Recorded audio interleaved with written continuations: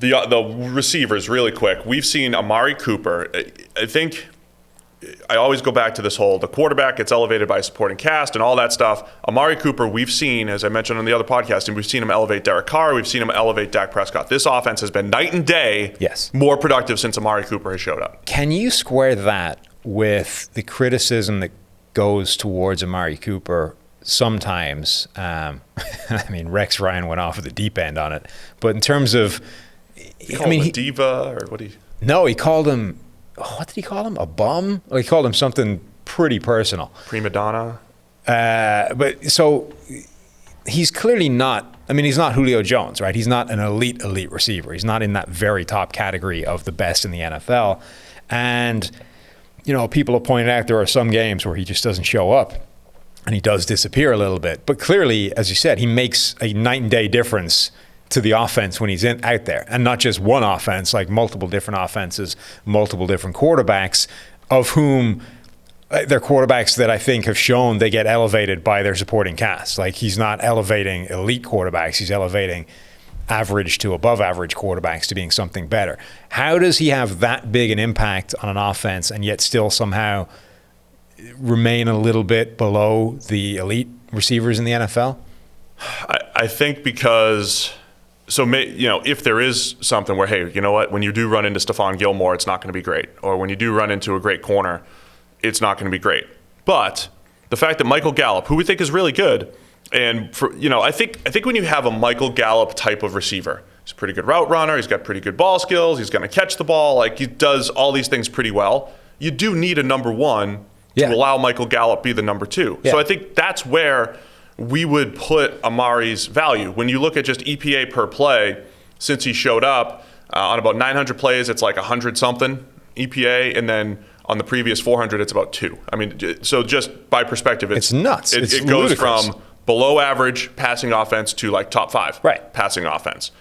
So even though, I mean, I think it's a lot. Is it the Kirk Cousins factor? Like, Kirk Cousins is good all the time, and there's value in being Kirk Cousins and beating bad offenses and this and that. But at some point in key moments, you're not. But it's still more good than bad. Oh, of course. Right? And it's still, when you look at Dak last season, I mean, he went from being ranking in the 20s to ranking top 10 and being the second most valuable quarterback by our numbers. It's just weird to me because I can't see a reason for it, for why he isn't, I don't want to say better than he is, but why he isn't at a Julio Jones level, right? Because he is a great athlete. He's a great route runner. He's physical and big and fast enough.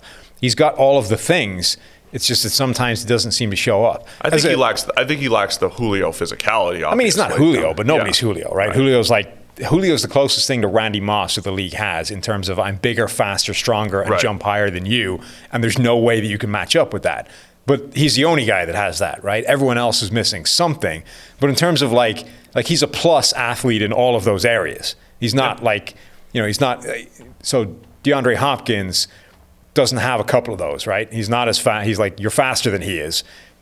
Cooper is probably better than you at most of those areas in terms, if you're like your average defensive back, even your average number one corner, he's probably better at most of those areas.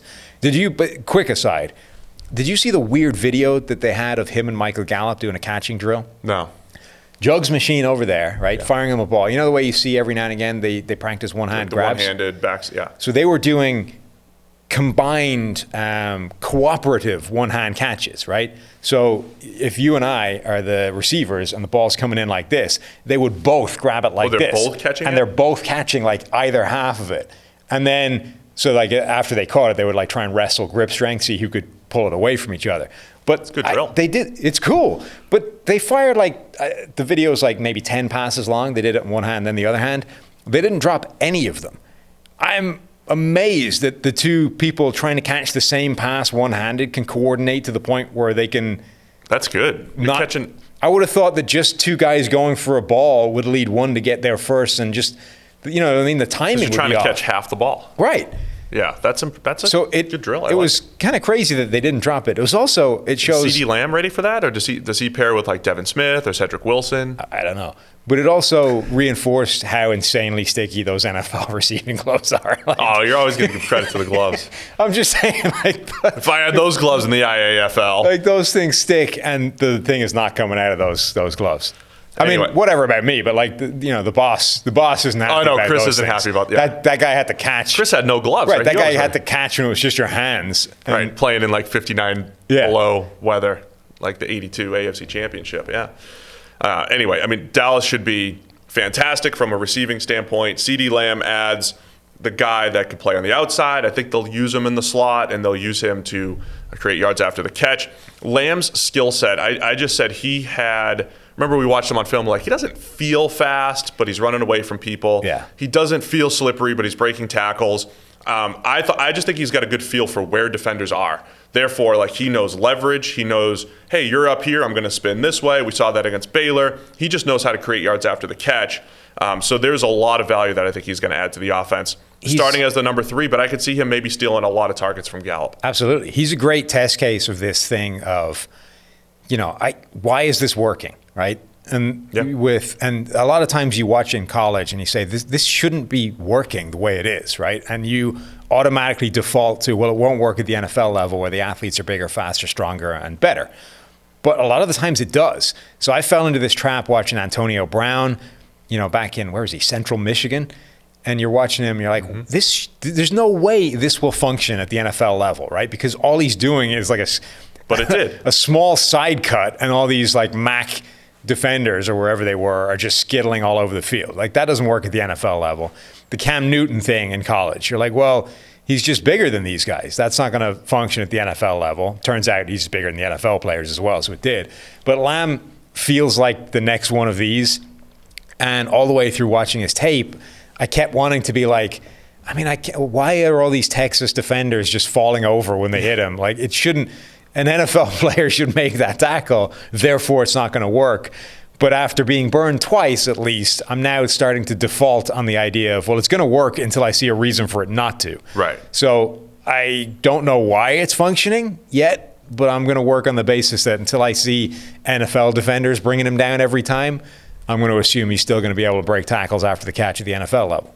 So the top 3 is fantastic. I think our boy Devin Smith showed he had like that one deep post last year. Like, there it is. There's that deep speed. He would be a fantastic just speed number 4 if they trusted him and he stayed healthy and got through the season. There are some teams that should be making phone calls trying to get Devin Smith. All about Devin Smith. All about it. I mean, like, whatever about, the guy that we like. But seriously, like, he showed enough last year, and the thing that he's good at is valuable enough. Plus, first-round pedigree or whatever. It's not like he's a nobody. Like, there are teams out there that do not. They take every first rounder. Right. There are teams out there that do not have good receivers that should be making a phone call to see what that would cost. Thanks for watching the PFF YouTube channel. And if you want to subscribe, all you have to do is push the button. Don't forget everything you get. A little fantasy, push the button. A little green line for the gambling aspects of the game, push the button.